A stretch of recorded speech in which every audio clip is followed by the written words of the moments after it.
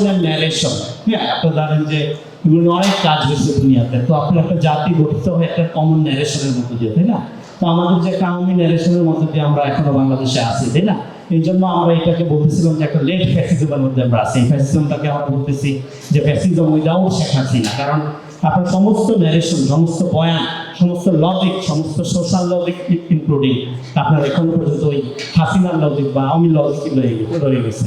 সেই জন্য আমাদের আসলে নতুন বাংলাদেশের জন্য দরকার হলো নতুন আপনার চিন্তা কাঠামো, নতুন যেটাকে বলে প্যারাডাইম শিফট।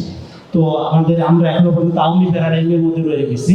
সো এটা একটা পপুলার আপরাইজিংয়ের মধ্যে দিয়ে হাসিনার পতন হয়েছে, কিন্তু এই যে আমরা ফ্যাসিস্টিক, আমরা যেটাকে বলতেছিলাম যে ফ্যাসিবাদের যে একটা সামাজিকীকরণ হয়েছে, সেইটা আপনার কিন্তু দূর করা সম্ভব হয়। সেটার জন্য আমাদের থিওরিটিক্যাল ভায়োলেন্স লাগবে এবং আমাদের খুব ভালো মাপের থিঙ্কার লাগবে। আমাদের লাইফ স্টাইল বুদ্ধিজীবী, যেটা গায়ে গতরের বুদ্ধিজীবী, যেটা দরকার নেই। হ্যাঁ, রিয়েলি আপনার মিল করে বিলঙ্গিং থিঙ্কার দরকার, আমাদের হেগেল টাইপের থিঙ্কার দরকার, যারা একটা কমিউনিটিকে, একটা পলিটিক্যাল কমিউনিটিকে এথিক্যালি আপনার ন্যারেট করবে, তাই না? ওইরকম থিঙ্কার, আমাদের অনেক থিঙ্কার দরকার। তো সেইটা তো আমাদের এখানে সমস্যা। হ্যাঁ, আমাদের এখানে ডিসকাসিভ ট্রেডিশন, যেটা মানে একটা তর্কে এঙ্গেজ হওয়াচ্ছে, আমরা পার্সোনালি অনেক কিছু নেই। পার্সোনালি আপনার ধরেন যে কে কার প্রশংসা করলো, কে কার নিন্দা করলো, যেটা আমার একটু আগে আলোচনা করে দেখলাম। তো এই কারণে আমাদের এখানে আসলে ওইভাবে জ্ঞান চর্চার যে কোনো পরিবেশ, যেটা কালচার যেটা বলেন, সেটা হয় না। হ্যাঁ, আর আমাদের এখানকার বুদ্ধিজীবীদের কিন্তু ডলার লাগে, টাকা হলে কেনা। হ্যাঁ, তো এই কারণে আপনার ধরেন যে এখানে বেশিরভাগ আউট পার্টনারগুলো হলো বুদ্ধিজীবী। হ্যাঁ, তো ওই হচ্ছে আপনার বাংলাদেশের বুদ্ধিজীবীর কোনো দরকার নেই। আমাদের দরকার রিয়েল থিঙ্কার দরকার এবং ফিলোসফার দরকার, যারা এই ন্যাশনটাকে এভাবে এবং ক্রিয়েটিং এ ন্যাশনালিটি।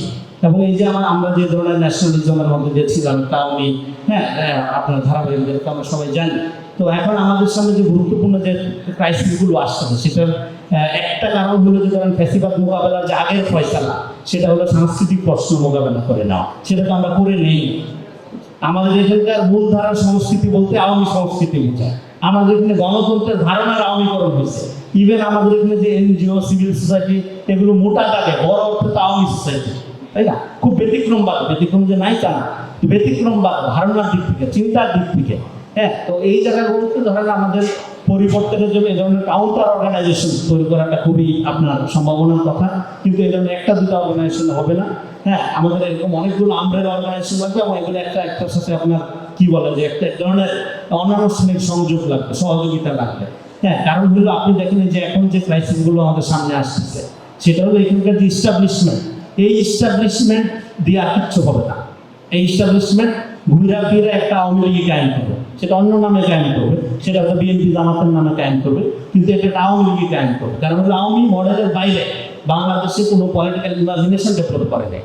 তো আপনি একটা কমিউনিটি, পলিটিক্যাল কমিউনিটি করবেন, পলিটিক্যাল নেশন করবেন, তো তাহলে তো আপনাকে ইমাজিনেশনের মধ্যে, কল্পনার মধ্যে, চিন্তার মধ্যে সেই পরিবর্তনটা আনতে পারতেন। সেই পরিবর্তন আনতে পারার জন্য আমাদের আসলে কাউন্টার অর্গানাইজেশন লাগবে, কাউন্টার এস্টাবলিশমেন্টও লাগবে। হ্যাঁ, তো সেইটার জন্য এই ধরনের উদ্যোগ অভ্যুত্থানের পরে যারা নিচ্ছেন, আমি পার্সোনালি আমার দিক থেকে যথেষ্ট সহযোগিতা করা দরকার। হ্যাঁ, আমি নিজে সহযোগিতা করতে প্রস্তুত এবং আমি আসলে দুঃখিত আমাকে যাইতে হচ্ছে, নাহলে আপনার সাথে আরও আড্ডা হইতো। সবাইকে আমার শুভেচ্ছা, ধন্যবাদ।